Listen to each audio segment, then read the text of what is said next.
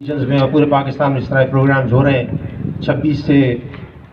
12 دسمبر تک. اگر سب کو بلایا جاتا تو پاکستانیوں کو اتنی کرپشن سے مجھے یقین ہے کہ نفرت ہے کہ یہاں ہزاروں اور لاکھوں کا اجتماع ہوتا اور پورے ملک میں جہاں جہاں یہ واکس اور سیمینارز منعقد کیے جا رہے ہیں اتنی تعداد میں لوگ شریک ہوتے کہ لوگ حیران رہ جاتے کیونکہ لوگ پاکستانی عامت الناس کرپشن سے انتہائی بیزار اور تنگ ہیں. یہ کیسے شروع ہوا یہ سلسلہ؟ یہ ایک مربوط پروگرام ہے. یہ واقعی اس کا ایک حصہ ہے. یہ بنیادی طور پہ ہماری قوم نے، ہماری حکومت نے 2003 میں میکسیکو میں United nations convention against corruption کا کنونشن سائن ہوا جس کے ہم بھی سگنیٹریز ہیں. اور اس کا بنیادی مقصد یہی تھا کہ اس کو گلوبلی ایفرٹس کی جائیں اور تمام ممالک میں اس شعور کو، اس آگہی کو اور انفورسمنٹ کے اس طریقہ کار کو جو دنیا میں رائج رہا ہے اور جس کی وجہ سے دنیا بڑی کامیابی سے یورپ اور امریکہ اور دوسرے ممالک ترقی کر گئے، ان انفورسمنٹ کو اس کی آگہی اور شعور دیا جائے عوامی لیول پہ، یوتھ لیول پہ اور پبلک آفس ہولڈرز کی لیول پہ. یہ شعور جب بیدار ہو جائے گا اور انفورسمنٹ کے ذریعے اس کو پھیلایا جائے گا تو انشاءاللہ تعالیٰ اس کے ریزلٹس ملیں گے. یہ اسی سلسلے کا پروگرام ہے. ہم 26 سے 12 دسمبر تک پورے دنیا میں ہوتا ہے، پورے پاکستان میں ہوتا ہے، تمام ریجنز میں ہوتا ہے. وفاق میں نیب یہ پریزیڈنٹ ہاؤس میں اس کا نقطۂ عروج ہوتا ہے اور پروونسز میں گورنر ہاؤسز میں اس کی تقاریب منعقد ہوتی ہیں جہاں اس شعور کو بیدار کرنے کے لیے اس کے فوائد اور اغراض و مقاصد بیان کیے جاتے ہیں. یہ تو اس کی ہسٹری ہے. نیب کیوں وجود میں آیا یہ آپ سب جانتے ہیں کہ جب نیب وجود میں آیا 99 میں تو اس سے پہلے 2 ادارے اینٹی کرپشن ایجنسیز ملک میں کام کر رہی تھیں.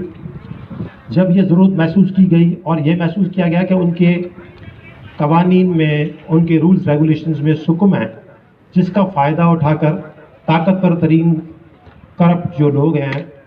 وہ چاہے جس بھی واک آف لائف سے تعلق رکھتے ہوں وہ ان چیزوں کا فائدہ لے کے اور انویسٹیگیشن اور پروسیکیوشن کو ڈاج کر کے اور کسی طریقے سے وہ صحیح طور پہ قانون کی پکڑ میں نہیں آتے.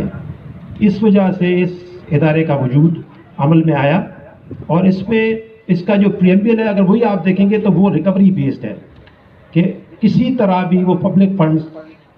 جن کو لوٹ کے اس ملک سے باہر بھیجا جاتا ہے یا اس ملک میں ہی بے نامی داروں کے نام پہ اور اپنے ناموں پہ اور فیملی کے ناموں پہ بڑے بڑے اسیٹس بنائے جاتے ہیں تو ان کو ایسی پکڑ ان کی جائے اور ان کی ایسی انویسٹیگیشن اور پروسیکیوشن کی جائے کہ جو سکم FIA اور دوسرے تفتیشی اداروں میں تھے ان کو دور کر کے ان کی مضبوط پکڑ کی جائے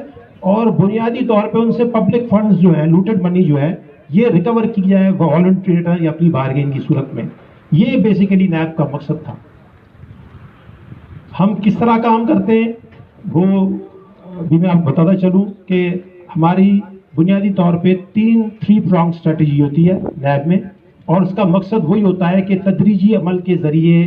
اس کو پہلے تو کم کیا جائے، پھر اس کو روکا جائے اور پھر اس کو انشاءاللہ کسی اسٹیج پہ آ کے مکمل طور پہ ختم کیا جائے. یہ اس کو ہم نے نام دیے ہوئے اویئرنیس کے، یعنی شعور و آگہی، اور اس کے بعد پریونشن کہ اس کی روک تھام، اور پھر انفورسمنٹ کہ ڈنڈے کا استعمال. میں آسان لفظوں میں بیان کروں کہ سزا کے عمل سے ان لوگوں کو جو کبھی پکڑ میں نہیں آئے ان کو پکڑ میں لایا جائے اور سزا کے عمل سے گزارا جائے. یا تو وہ پبلک فنڈ سے لوٹڈ منی واپس کریں یا وہ اس سزا کے عمل سے گزریں تاکہ یہ معاشرہ، یہ سوسائٹی آگے بڑھ سکے. آپ یقین کریں دنیا میں جتنی بھی ترقی ہوئی ہے اگر آپ اس کی بنیاد دیکھنا چاہیں گے، اس کی فاؤنڈیشنز دیکھنا چاہیں گے تو میں آپ کو یقین سے کہہ سکتا ہوں، ویسے تو بہت ساری چیزیں ڈسکس ہو سکتی ہیں، بیڈ گورننس اور پھر رول آف لا، لیکن اگر بنیادی آپ 2 چیزیں میں نشاندہی کروں تو وہ ہے ایجوکیشن، تعلیم، اور دوسرا اکاؤنٹیبلٹی، احتساب کا نہ ہونا. یہ جو بھی معاشرے ہیں جس میں آپ ترقی دیکھتے ہیں ان کی 2 بڑی وجوہات ہیں. ویسے تو آپ بہت ساری چیزیں کہہ سکتے ہیں نا، وہ پھر ان کی آؤٹ کمز ہیں، ان کے اثرات ہیں. یعنی بیڈ گورننس بھی آپ کو کرپشن کی وجہ سے نظر آئے گی، رول آف لا کا نہ ہونا بھی کرپشن کی وجہ سے نظر آئے گا. آپ کو اکنامک ڈسپیرٹیز بھی اسی وجہ سے نظر آئیں گی. آپ کو غریب سے غریب تر ہوتا پاکستانی یا کوئی بھی دنیا کا باشندہ کسی ملک کا باشندہ اسی وجہ سے نظر آئے گا. اور امیر سے امیر ہوتا باشندہ بھی عموماً, ناٹ ان آل کیسز, عموماً اس کے بھی وجوہات یہی ہیں جو میں آپ سے بیان کر رہا ہوں. تو ایجوکیشن اور اکاؤنٹیبلٹی دو بنیادی چیزیں ہیں جس کو نظر انداز کر کے کوئی بھی قوم آگے نہیں بڑھ سکتی. تو نیب کا یہی پروگرام تھا کہ 3 پرانگ اسٹریٹجی کی اویئرنیس کی جائے, اور اویئرنیس کے سلسلے میں آپ جانتے ہیں کہ یہ سب واک بھی اسی کا سلسلہ ہے. 9 کو جو ہونے والا نقطۂ عروج کا پروگرام ہے گورنر ہاؤس میں اور اسی طرح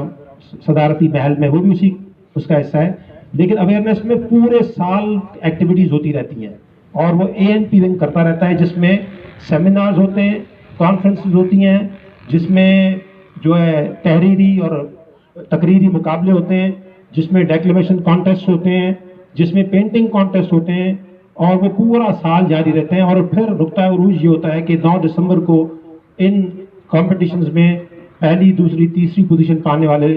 اسٹوڈنٹس کو جو کہ اسکولس, کالجز اور یونیورسٹیز سے تعلق رکھتے ہیں ان کو انعامات دی جاتے ہیں. یہ ایک اویئرنیس کا سلسلہ ہے. اس کے بعد ہم پریونشن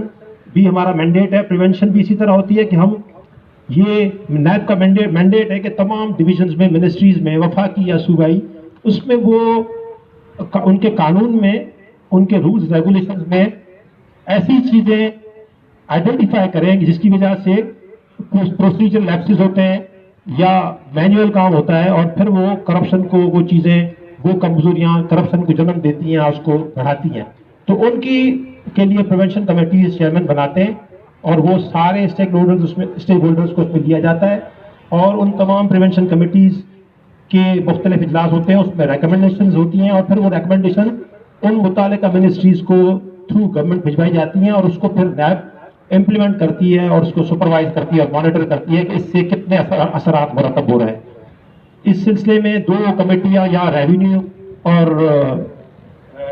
ہیلتھ کے حوالے سے ہم بنا چکے ہیں, جس پہ ماشاءاللہ جو اس امپلیمنٹیشن اسٹیجز پہ ہے. اس کے علاوہ ہم نے ریکمنڈ کی ہے جو جلدی نوٹیفائی ہو جائیں گی چیئرمین سے, اور پھر اس پہ کام شروع ہو جائے گا. Education department, food department, police department, domicile کے حوالے سے جو چیزیں, ہاؤسنگ کے حوالے سے جو چیزیں, اور کوآپریٹو سوسائٹیز کے حوالے سے چیزیں, ان کی بھی ہم کمیٹیز بنا رہے ہیں یہ نیب کے مینڈیٹ کے تحت, اور پھر اس پہ انشاءاللہ تعالیٰ امپلیمنٹیشن شروع ہو جائے گی. تیسرا جو ہمارا کام ہے وہ ہے انفورسمنٹ, جس میں ہم انویسٹیگیشن اور پروسیکیوشن کرتے ہیں, اور ہم اس کے مختلف مدارج ہیں. مثلاً کمپلینٹ ویریفیکیشن ہوتی ہے, اس میں اگر کوئی چیزیں سامنے آ جاتی ہیں تو پھر اس کو ہم انکوائری کرتے ہیں, فائنلی اس کو انویسٹیگیشن میں کنورٹ کرتے ہیں, اور جب انویسٹیگیشن میں ڈاکیومنٹری ایویڈنس ہمیں مل جاتا ہے تو ہم اس کا ریفرنس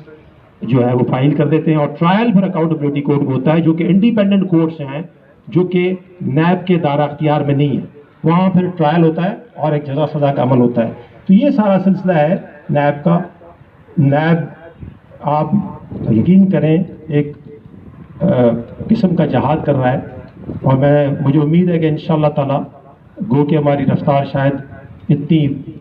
فاسٹ, اتنی وہ نہ ہو, لیکن پچھلے 3-4 سال سے آپ دیکھ رہے ہیں کہ نیب اتنے بڑے بڑے کیسز اور اتنے میگا کیسز اور اتنے طاقتور لوگوں کو پہ ہاتھ ڈال رہا ہے جس کی نظیر آپ کو نہیں ملتی. یہ ایک کرپشن آپ جانتے ہیں کینسر ہے, خدا جانتا ہے یہ کینسر ہے. یہ اسی طرح بالکل کینسر کی طرح ہے. ڈاکٹر صاحب ابھی سامنے بیٹھی ہیں کہ جس کو, اگر میں بھی اتفاق سے ڈاکٹر ہی ہوں, تھا کہ آپ جب تک اس کا علاج نہیں کریں گے, سرجری یا کیموتھراپی اور ریڈیو تھراپی انیشل اسٹیجز پہ پھر گریڈ 1 اور گریڈ 2 میں نہیں کریں گے تو وہ پورے جسم میں میٹاسٹائز کر جائے گا, سرائیت کر جائے گا, اور پھر آپ کا جسم جو ہے وہ ہلاکت کا شکار ہوگا. بالکل اسی طرح ایک ملک کے ساتھ ہوتا ہے کہ آپ کی جب کرپشن کی شروعات ہوتی ہے تو ٹریڈیشنز آپ کی پہلے جاتی ہیں, ویلیوز جاتی ہیں, پھر مٹیریلائز سوسائٹی جاتی ہے, مٹیریلزم انتہا کو پہنچ جاتا ہے, پھر پلنڈرنگ ہوتی ہے پبلک فنڈز کی, اور لوگ اسیٹس